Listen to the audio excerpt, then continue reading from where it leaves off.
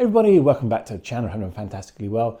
So today I want to take a quick talk through some of the breaking news in the prop firm space, and that is FTMO acquiring OANDA.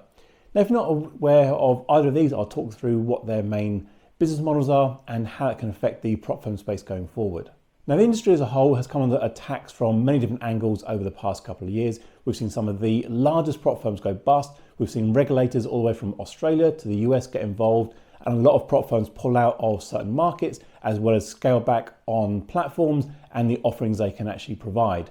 And that's done a big shift across the whole industry from top to bottom. And we've seen a lot of the bigger prop firms try and diversify into many other areas, as well as setting up their own brokers or even closing down and moving into the brokerage space themselves. Now, FTMO, in my opinion, are the biggest and the best in the standard prop firm industry, and they have acquired other firms recently. You look at Quantlane, which is more of a traditional prop firm. They've gone and bought into the FTMO group and now looking to expand out into the brokerage market by acquiring OANDA. Now, a lot of people get introduced to OANDA purely through TradingView, which is a platform a lot of people love to use. But unfortunately, when you have to pay and subscribe, it gets quite expensive. So signing up with a broker, you effectively get a year's worth of membership to TradingView free of charge. And obviously, that's one of the big selling points of OANDA, and that'll continue. Now, as a broker, they have access to many markets across the world. You can actually regulate it in many districts and territories. So that is a massive big plus for any firm trying to legitimize their existing financial Forex positions in trading and prop space to try and get into an already regulated space, literally by acquisition.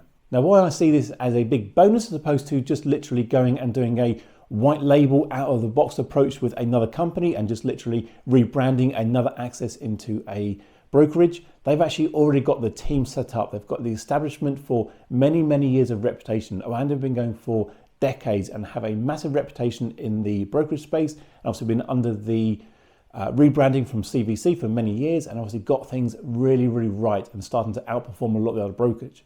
If you look on TradingView, the trusted relationships they have with their brokers, you can see OANDA is actually in the top already, and I can see this getting stronger going forward. And for FTMO, trying to legitimize their business as much as possible, although they have gained many awards through the rising companies through Czech Republic, through the financial industry in the sector, there's still this stigma around prop firms being a bit of a Ponzi scheme, bit of a pay your money, take your choice. It's not real trading, it's all simulated, it's all virtual. They have an avenue into a proper regulated market. Now, essentially as well, if you are funded with FTMO and you start to get payouts, what a lot of people want to do, especially myself, is transition away from that as a means of income and put your own capital into a regulated broker. So if we have securities and that establishment of knowing that whatever happens, your money will be backed by the government. And also looking at the platforms that OANDA support, there's obviously synergies there to try and combine a lot of the technical resources. Why you're going to support multiple versions of MetaTrader across all the different varieties, as well as their own web platforms, as well as TradingView. Definitely going to be a lot of great ways to economy of scale to actually integrate the business in together down the line. Now, at the moment, FTMO are just going to run as a standalone business, completely separate, which I think for a regulatory point of view is why. Try and not muddy the waters by saying, yes, although we've bought this other company, we're now fully legitimate, we can now start moving things around. That's obviously sensible to keep them as they are and see how things change. If in the future the regulatory bodies start to come in and say, okay, fine, these existing prop firms, we don't like the way you're working, we need to have licensing, etc., you've got that avenue straight away, you're in there. So I can see that if anything happens, FTMO are going to be the first one to jump on that one, get it sorted out and be sustainable for a much longer period of time.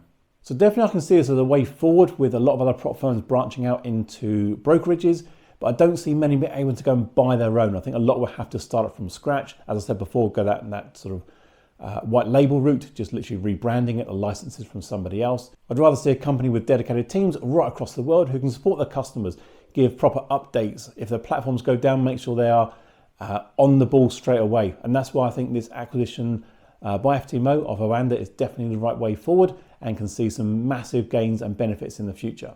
So let me know in the comments if you think this is a good idea or what you think the future of the prop face is going to be, and I'll do my best to reply to everybody. But thanks for watching, and I'll catch you again very soon. Cheers.